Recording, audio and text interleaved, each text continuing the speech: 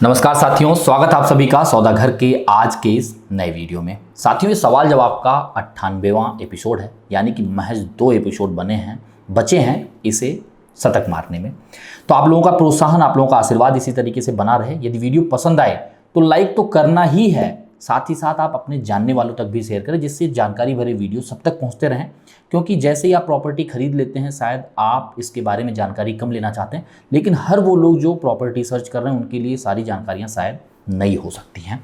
चलिए सवाल जवाब सेशन की शुरुआत करते हैं। सुमित पाटिल जी हैं, इन्होंने पूछा है, hi sir, thank you for your useful information. I have purchased a flat in Kohinoor and they are using Mivan construction. So it is possible to do civil changes in Maiven construction? If yes, then what is the process to approach builder? देखिए सुमित पाटिल जी, अगर आप कह रहे हैं कि civil जो construction है क्या उसमें चेंजेस हो सकते हैं, तो इसका जवाब है यस।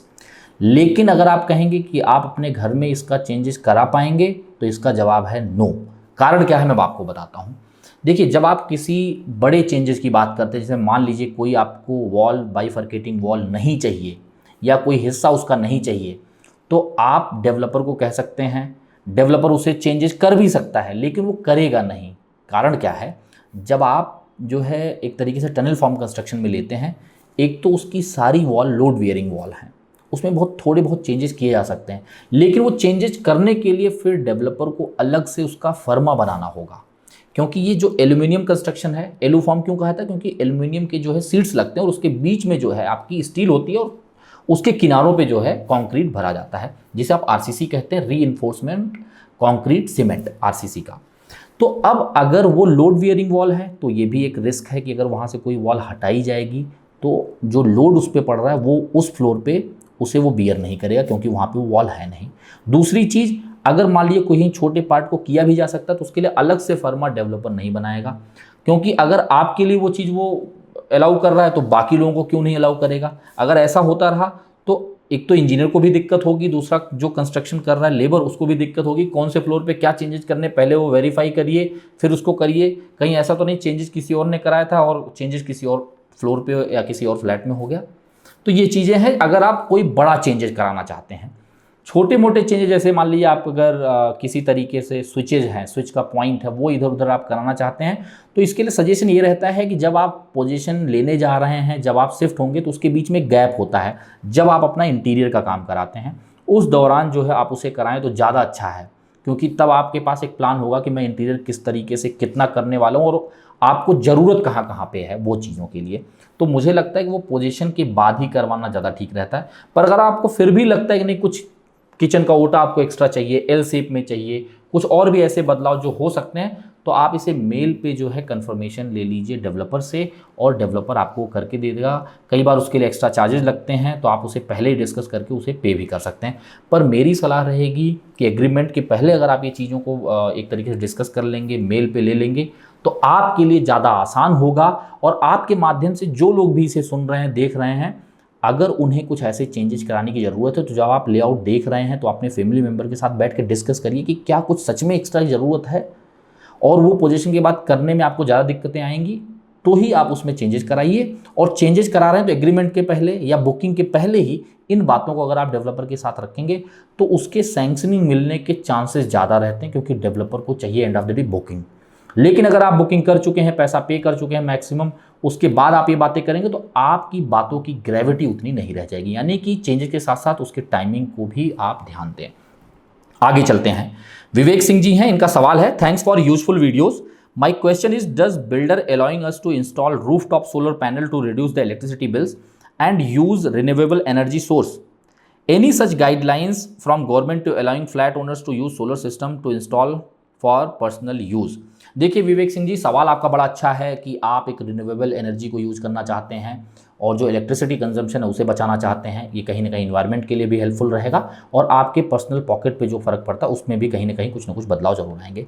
लेकिन अभी तक गवर्नमेंट ने कोई ऐसी जो है गाइडलाइन नहीं दी है। जो मैंडेटरी किया है, अगर आप उसे समझना चाह रहे हैं, तो उसमें 3 से 4 चीज़ें हैं। जैसे सबसे बड़ी चीज़ आपका है वाटर हार्वेस्टिंग, जो 2017 के बाद से मैंडेटरी कर दिया गया। दूसरी चीज़ है वर्मी कल्चर। वर्मी कल्चर क्या होता है? जो आपके यहाँ से एक तरीके से वेट गार्बेज निकलता है, उसे एक जगह पे ले जाके आप देखोगे कई सोसाइटीज़ में हर दिन के हिसाब से, जैसे मंडे, ट्यूसडे, वेडनेसडे बॉक्सेस बने होते हैं, उसमें डालना होता है, एक समय अवधि के बाद उसे निकालना होता है, जिसमें एक तरीके से वो फर्टिलाइज़र का काम कर सके वहाँ से निकालने के बाद। तो ये जो वर्मी कल्चर इसे कहते हैं, ये वर्मी कल्चर का प्रोसेस जो है ये मैंडेटरी किया हुआ है, और सोलर वाटर पैनल। तो ये तीनों चीज़ों में से 2 चीज़ें होनी मैंडेटरी हैं। और आजकल अगर आप देखें कोई भी ढंग का डेवलपर है, कोई ठीक ठाक प्रोजेक्ट है, तो वहाँ पे आपको तीनों चीज़ें देखने को मिल जाती हैं। अब रही बात कि सोलर पैनल आप इंस्टॉल कर सकते हैं कि नहीं, इसके लिए आप अगर सोसाइटी फॉर्म हो चुकी है तो वहाँ के जो सेक्रेटरी हैं, जो चेयरमैन हैं, उनसे आप डिस्कस कर सकते हैं। अच्छा सुझाव आपका। लेकिन यहाँ पे एक समस्या भी है। समस्या ये है कि जो आपका रूफ टॉप है वो लिमिटेड है, क्योंकि आप खुद सोचिए, अगर मान लीजिए 20 माले की भी बिल्डिंग है और एक फ्लोर पे 4 फ्लैट भी हैं, तो 80 फैमिलीज हैं नीचे, और उनके लिए जो ऊपर शेयरिंग है वो क्या है, मान लीजिए हर किसी का कारपेट 800 स्क्वायर फीट है, तो जो ऊपर का सरफेस एरिया वो कितना है, 4 फ्लैट के हिसाब से आप जोड़ लीजिए, यानी कि वहाँ पे सिर्फ 3200 से 3500 स्क्वायर फीट का ही आपके पास रूफ टॉप मिल रहा है। उसमें भी कुछ हिस्सा जो है पानी की टंकी में चला जाता है, और आधे से ज़्यादा हिस्सा आपका सोलर पैनल्स में निकल जाते हैं, क्योंकि तमाम फ्लैट है, 80 फ्लैट है, केवल एक बिल्डिंग की बात करूँ अगर उसमें केवल 4 फ्लैट पर फ्लोर है और 20 ही माले की बिल्डिंग है, तो उस 80 फ्लैट को प्रोवाइड करने के लिए जो कैपेसिटी की ज़रूरत है सोलर की, वो वहाँ इंस्टॉल किया जाएगा। अब बचे हुए स्पेस में तमाम और भी चीज़ें होती है, जैसे आपका डिस एंटीना वगैरह हो गया। क्या उसके बाद इतनी जगह बच रही है कि अगर अब उसमें से 10 फैमिली भी चाह रहे हैं कि सोलर पैनल इंस्टॉल कर सकें, तो क्या कर पाएंगे? ये भी एक फिजिबिलिटी का भी एक इशू है यहाँ पे। तो अभी तक तो ऐसी कोई गाइडलाइन नहीं आई है, लेकिन मैं जो फिर भी एक एक्स्ट्रा कदम आपको बोल रहा हूँ कि आप जाके सोसाइटी से बात कर सकते हैं या डेवलपर से बात कर सकते हैं, पर उसमें लिमिटेशंस क्या आएंगी वहाँ पे भी। फिर उस वायर को आप किस तरफ से ले आएंगे, जो डक्ट बना है क्या वहाँ से आना पॉसिबल है? अगर आ सकता है, थोड़ी बहुत जगहों पे कुछ ऐसा कॉमन जो है सोलर सिस्टम बैठाया जा सके, जिससे कॉमन लाइट, यानी कि जो कॉमन एरिया मेंटेनेंस आप लोगों का ऐड होता है आपके मेंटेनेंस में, उसमें ज़रूर इसमें कमी लाई जा सकती है, क्योंकि एलईडी बल्ब्स के यूज़ हो रहे हैं, और जो कॉमन लाइटिंग है उसमें से कुछ फ्लोर पे या कुछ सीरीज की लाइटों को अगर उससे कनेक्ट कर दिया जाएगा, तो बिल्कुल इलेक्ट्रिसिटी कंजम्पशन में भी कमी आएगी, आपके मेंटेनेंस में भी थोड़ी बहुत, चाहे वो मार्जिनल ही क्यों ना हो, कमी आ सकती है। प्लस आप एक रिन्यूएबल एनर्जी जो है यूज कर रहे हैं, तो उससे इन्वायरमेंट को भी हेल्प कर पाएंगे। अच्छा सुझाव, एक बार डेवलपर से बात करनी चाहिए, और हम लोग भी कोशिश करेंगे कि जहाँ पे भी हम लोग बातें करें लोगों से, इन चीज़ों का सुझाव दें। आगे चलते हैं, चंद्रकांत पाटिल जी हैं, इनका सवाल है, thank you for sharing the knowledgeable information. I have question. Before booking, can we ask developer to share the agreement sample so we can verify what developer will mention in agreement? Thanks. देखिए चंद्रकांत पाटिल जी, बिल्कुल आप ये developer से मांग सकते हैं, लेकिन मांगने की ज़रूरत ही नहीं है। जो प्रोफार्मा एग्रीमेंट है वो आपको महारेरा पे मिल जाएगा। इवन बिफोर बुकिंग क्या, अगर आप किसी प्रोजेक्ट पे इंटरेस्ट भी दिखा रहे हैं, तो आप महारेरा के वेबसाइट पे जाइए, एकदम नीचे आप देखेंगे तो अपलोडेड डॉक्यूमेंट्स का एक सेक्शन है, जहाँ पे आपको तमाम जो उनके प्रोफार्मा अलॉटमेंट लेटर हैं, प्रोफार्मा एग्रीमेंट टू सेल है, फिर आपके जितने लेआउट्स उनके सैंक्शन हैं, ये सारी चीज़ें वहाँ पे अटैच्ड हैं। उसे व्यू करिए या डाउनलोड करके वहाँ पे आप आराम से उन चीज़ों को पहले एक्सेस कर लीजिए, समझ लीजिए, और उसके बाद जब आपको कोई कन्फ्यूजन हो और आप रियली इंटरेस्टेड हो उस प्रोजेक्ट में, तो जाके उसे क्लैरिफाई करिए। सब कुछ सही रहता है तो आप आगे बढ़िए। लेकिन अगर आपको पहले ही लग रहा है नहीं, आपको ये डाउटफुल लग रहा है, तो आपको फिर आगे प्रोसीड करने की ज़रूरत भी नहीं। यानी कि आपको जो एग्रीमेंट की कॉपी है वो मोटे तौर पे मिल जाती है, केवल उसमें जो सेक्शंस खाली रहते हैं वो फ्लैट नंबर रहता है, उसका एरिया क्या रहेगा, कौन खरीद रहा है, ये सारी चीज़ें ब्लैंक रखी जाती हैं। ऑब्वियस है, क्योंकि वो प्रोफार्मा एग्रीमेंट टू सेल है। तो इसमें ज़्यादा आपको परेशान होने की ज़रूरत नहीं, आप महारेरा की वेबसाइट पर इन सारी चीज़ों को पढ़ सकते हैं। और कल जो हमने न्यूज़ सेशन कवर किया है, उसमें एक न्यूज़ हमने ये भी कवर किया हुआ था, यदि आपने नहीं देखा तो उसे आई बटन पे प्रेस कर लें, कि अब सारे डेवलपर को क्वार्टरली जो फाइनेंशियल ईयर है उसके हिसाब से, यानी कि जैसे अप्रैल मई जून, तो उनको ये क्वार्टर खत्म होने के बाद 20 दिन का समय मिलेगा कि उस समय अवधि में, उस 20 दिन में, उस क्वार्टर में जो भी अपडेट हुए हैं प्रोजेक्ट में, चाहे वो इन्वेंट्री कितनी बिक चुकी है, कितने का एग्रीमेंट हो चुका है, ये सारे अपडेट उनको करने अनिवार्य होंगे। तो अब आपके लिए महारेरा को एक्सेस करना धीरे धीरे कहीं ना कहीं इतना इसको पावर पैक्ड बनाया जा रहा है, क्योंकि इसमें भी कई खामियां हैं जो लगातार हम लोग आपके सामने वीडियोज़ के माध्यम से उजागर कर चुके हैं। इसीलिए हमारा अनुरोध भी आप लोगों से रहता है कि वीडियो लाइक करने के साथ साथ आप चैनल सब्सक्राइब करके बेल आइकन प्रेस कर लें, जिससे तमाम जानकारी हो सकते हैं जो जानकारी आपको ज़रूरी हो वो किसी न किसी वीडियो में कवर की जा रही हो, क्योंकि हमारे पास कई सेगमेंट है, न्यूज़ है, सवाल जवाब है, प्रोजेक्ट रिव्यू है, लोकेशन रिव्यू है, सैम्पल फ्लैट्स हैं, फिर आपका इंफ्रास्ट्रक्चर डेवलपमेंट के जो वीडियोज़ होते हैं वो भी हम लगातार आप लोगों के सामने ले आ रहे हैं। अगले सवाल की तरफ बढ़ते हैं। सूरज गोड़े जी हैं, इनका सवाल है, great initiative by Saudagar, please keep up the good work, thank you so much Suraj ji, I follow your channel and watch all videos regularly. Scenario, Builder has promised cover car parking at the time of booking. He has also mentioned covered car parking with parking number, parking size and also attached parking layout, highlighting parking number and area, parking with parking number. ठीक है, in agreement to sell index 2 also has all these parking details. फिर आपने इसमें एक चीज़ add किया, do we still need to take parking allotment letter from builder while taking position. देखिए सूरज जी, ये जो आपने क्वेश्चन किया है, अगर आपके पास जो है सारी चीज़ें मेंशन्ड हैं और उसके साथ इंडेक्स भी एक एनेक्सर भी लगाया गया है, पार्किंग का मैप लगाया गया, उसका साइज़ लगाया गया, उसका नंबर, तो आपको अलॉटमेंट लेटर की ज़रूरत ही नहीं है, क्योंकि वो चीज़ डेवलपर आपको दे रहा है, आपके फ्लैट के साथ अलॉट कर रहा है, वो उसके लिए उसने एग्रीमेंट कर लिया है। फिर उससे बड़ा डॉक्यूमेंट अलॉटमेंट लेटर नहीं हो सकता है।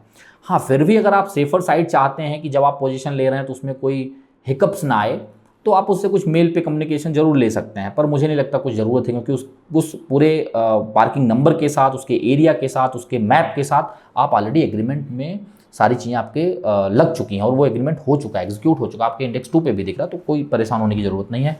कोई ज़रूरी नहीं है कि आपको अलॉटमेंट लेटर लेना ही है। ये उनके केस में ज़रूरी है जहाँ पे ये सारी चीज़ें मेंशन नहीं है, सिर्फ इतना लिख दिया गया है कि आपके फ्लैट के साथ पार्किंग आएगा। तो वहाँ पे बहुत सारा कन्फ्यूजन जो है रहता है कि वो पार्किंग किस तरह का आएगा, ओपन, सेमी कवर्ड, कवर्ड, या किस जगह पे होगा, पार्किंग नंबर नहीं पता है, किस पेरीफेरी में उसे अलॉट किया जाएगा। इन सब कन्फ्यूजन से बचने के लिए अलॉटमेंट लेटर लेना पोजीशन के टाइम पे अनिवार्य होता है, लेकिन वो सब चीज़ें आपके केस में हो चुकी हैं तो आपको ज़रूरी नहीं है, या आप जैसा सवाल का कन्फ्यूजन किसी और के भी मन में हो तो उनको भी परेशान होने की ज़रूरत नहीं है। आगे चलते हैं, अफसर शाह जी हैं, इनका सवाल है, थोड़ा लेंदी है, इसे पढ़ लेते हैं। Hello sir, you and your team is doing commendable job like always, which is enhancing people's knowledge in real estate sector. Thank you so much Afsar Shah ji. I have the question for same property which I had asked couple of months ago. ठीक है, आपने पहला जो point रखा है वहाँ पे लिखा आपने, I have booked a 2 BHK flat in Kondwa in August 2021 and project on RERA was 14th floor. Builder had given commitment that they will start construction in 1 or 2 months, but that has not started. दूसरा आप लिख रहे हैं, after discussing this with them for delay in construction, they said due to enhanced FSI they are creating the new plan for 32 floors and they need 6 months for all required approval and sanction of new plan from PMC. Third point आप डाल रहे हैं, I agreed with them and waited for 6 months and when took follow up with them they said still they have not received required approvals and they requested to wait for another 6 to 7 months. अगला आप जो लिख रहे हैं, please note this flat is interest free scheme so I have to pay my EMIs directly to builder so that I can save my money over interest. Builder agree to return my paid money if I am not satisfied and not ready to wait further. Please guide me, shall I wait or shall start looking any other property? But will need to pay interest in other property. देखिए अफसर शाह जी, अब मैं आपको इसका एक पूरा detail जवाब देता हूँ। काफ़ी बड़ा सवाल आपने पूछा है। एक चीज़ मुझे आप बताइए, आप इंटरेस्ट फ्री स्कीम खरीद रहे हैं या घर खरीद रहे हैं? ये सवाल आप अपने आप से करिए या जितने लोगों के भी मन में ये सवाल आ रहा है। मैं इसलिए सवाल दे रहा हूँ क्योंकि इस सवाल में ही जवाब छिपा हुआ है। ऑब्वियसली आप अपना घर खरीद रहे हैं या फिर आप अपने घर में फ्लैट में इन्वेस्ट करने जा रहे हैं, आप कोई इंटरेस्ट फ्री स्कीम नहीं खरीद रहे हैं। अब इसके पीछे कारण क्या है? जब कोई भी डेवलपर किसी प्रोजेक्ट को एक तरीके से सेल्फ फंडिंग आप यहाँ कहेंगे, क्योंकि वो जो पैसा आप इंटरेस्ट बचाने के लिए पे कर रहे हैं वो डेवलपर को ही देने वाले हैं, यानी कि डेवलपर यहाँ पे आपसे या बैंक से एक्स्ट्रा फंड की ज़रूरत नहीं है उसे।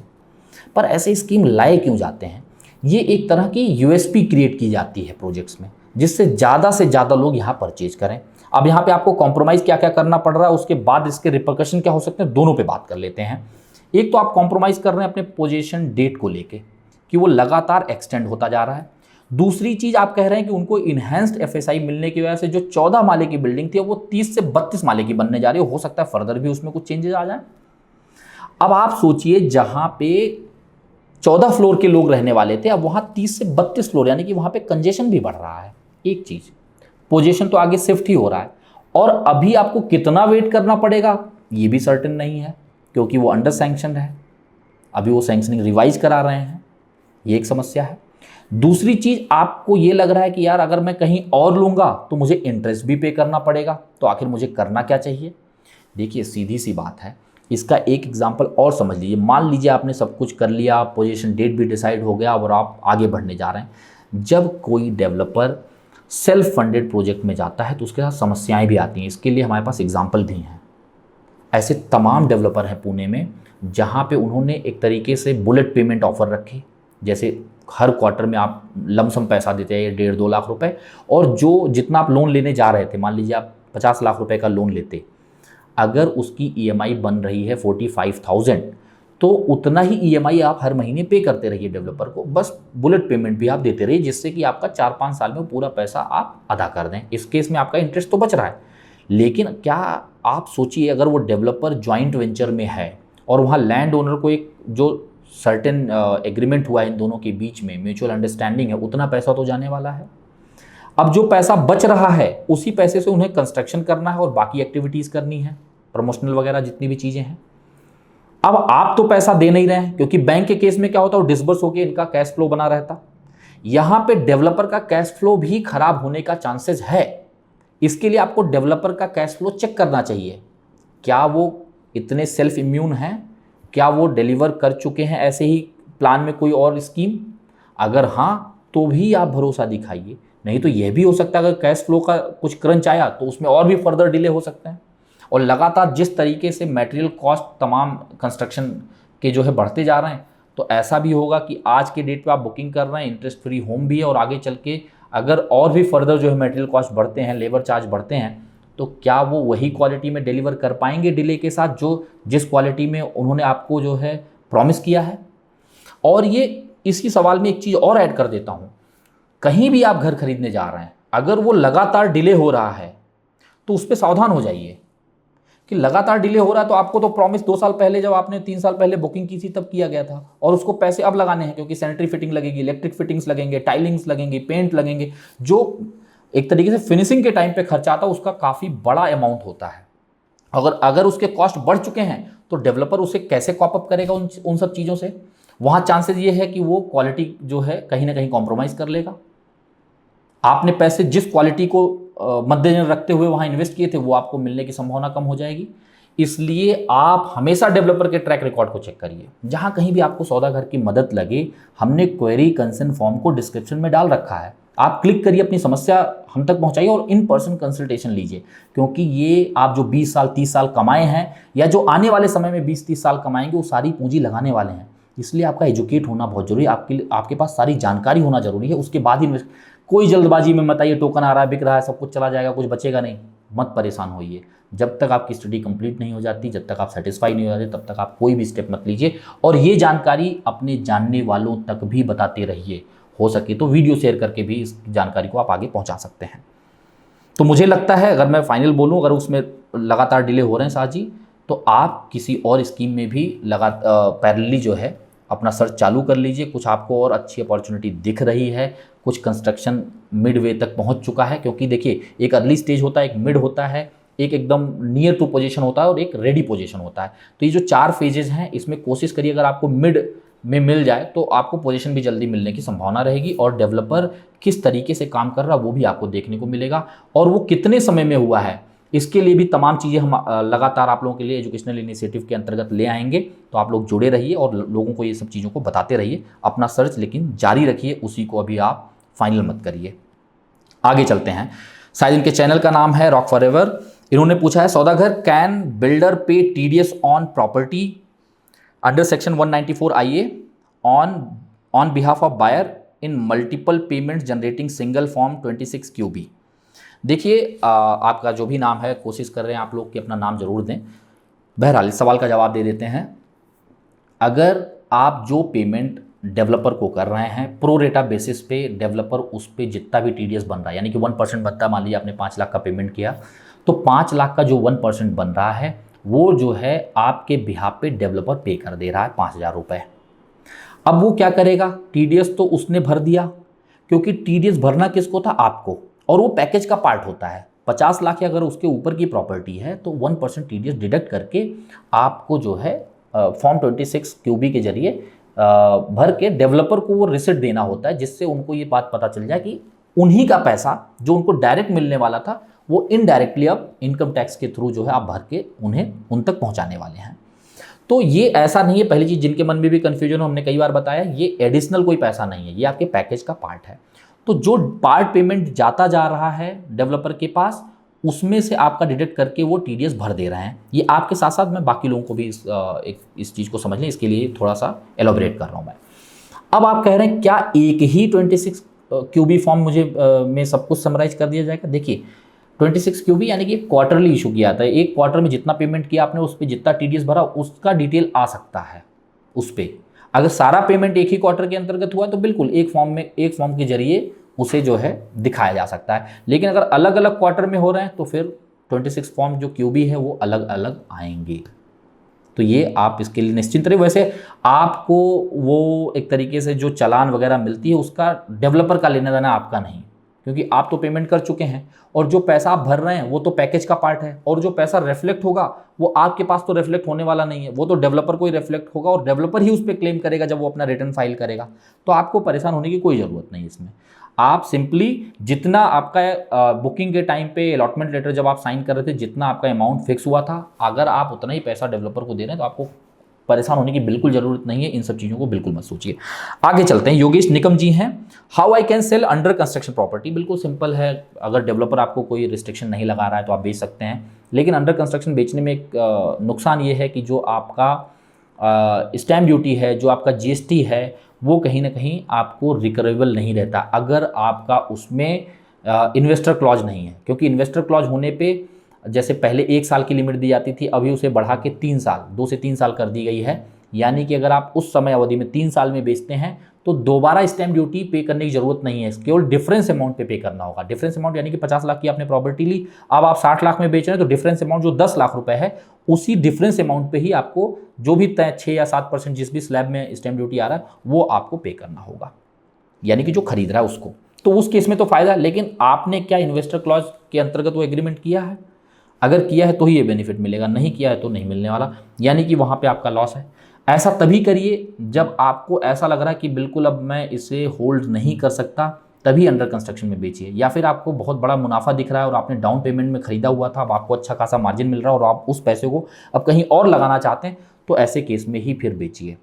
अदरवाइज आपको डेवलपर से बात कर लेना चाहिए। सबसे आसान तरीका बेचने के ये रहेगा कि आप डेवलपर को ही इसे रिटर्न कर दीजिए और उससे जो ऊपर का पैसा वो ले लीजिए और जो आपने पैसा पे किया था वो ले लीजिए। यही एक आसान तरीका है, क्योंकि अगर आप किसी एंड यूजर को बेचने जाएंगे तो उसमें आपकी प्रॉपर्टी बिकने की संभावना बहुत कम हो जाती है। कारण क्या है, डेवलपर उसे मल्टीपल ऑप्शंस देगा, नया टावर लॉन्च करेगा, तो लोग ज़्यादा ऑप्शंस लेके फिर उसमें से एक चूज करना पसंद करते हैं, ना कि कोई एक ऑप्शन अवेलेबल हो और वही एक ऑप्शन वो ले लें। और अगर वो लेंगे भी तो फिर आपको डिस्ट्रेस सेल करना पड़ेगा, जो डेवलपर बेच रहा है उससे कम प्राइस में। तो दोनों केसेस में आपका लॉस हो रहा है। तो इससे अच्छा कि आप डेवलपर से बात कर लीजिए और अगर जरूरी है तो ही आप रीसेल करिए अंडर कंस्ट्रक्शन में।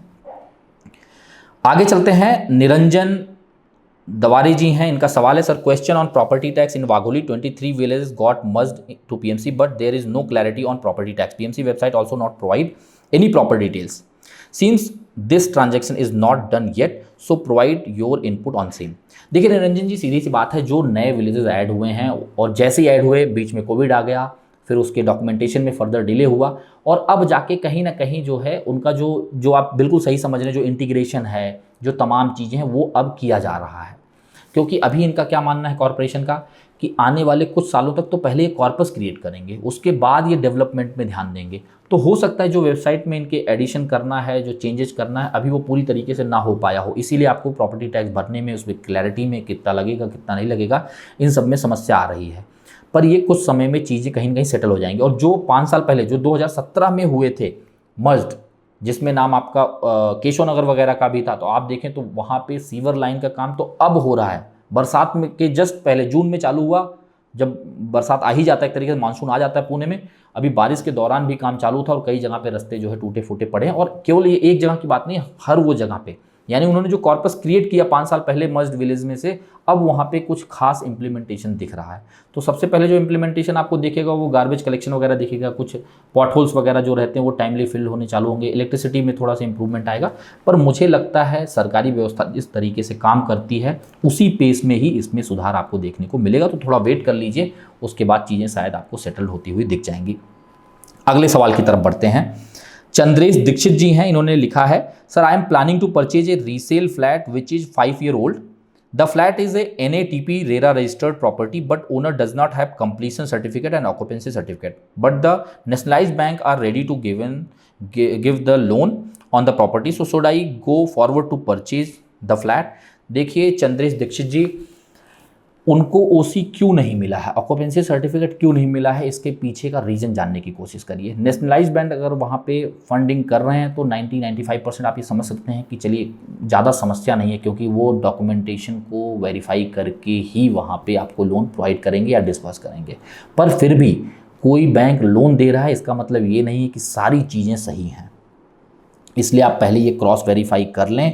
अगर उनका जवाब आपको सेटिस्फैक्ट्री लगता है तो ही आगे बढ़िए, अगर सेटिस्फैक्ट्री नहीं लग रहा है तो बाकी प्रॉपर्टीज़ आसपास में उसी रेट में या थोड़ा बहुत कम ज़्यादा में जो हैं उसे एक्सप्लोर करके, जहाँ सारी चीज़ें, क्योंकि देखिए होता क्या है, हो सकता है कि कुछ ना हो आपको फ्यूचर में आगे चल के, लेकिन सबसे बड़ी समस्या क्या है, आप एग्रीमेंट एग्जीक्यूट कर लेंगे, आपके मन में एक कहीं ना कहीं वो कन्फ्यूजन रह जाएगा और आपको डर सताएगा, यार कहीं कुछ दिक्कत तो नहीं हो जाएगी, कल को कोई लिटिगेशन तो नहीं आ जाएगा, कल को कोई इसमें समस्या तो नहीं आने वाली है। तो इन सब चीज़ों से बचने के लिए मेरी सलाह रहेगी कि आप अगर उनसे जवाब मांग रहे हैं और वो जवाब सेटिस्फैक्ट्री है तो आप आगे बढ़ जाइए, अगर वो सेटिस्फैक्ट्री नहीं है तो आप बाकी ऑप्शन एक्सप्लोर करके तभी अपने फाइनल डिसीजन को लीजिए। आशा करते हैं साथियों आप सभी को सौदागर का प्रयास पसंद आ रहा होगा।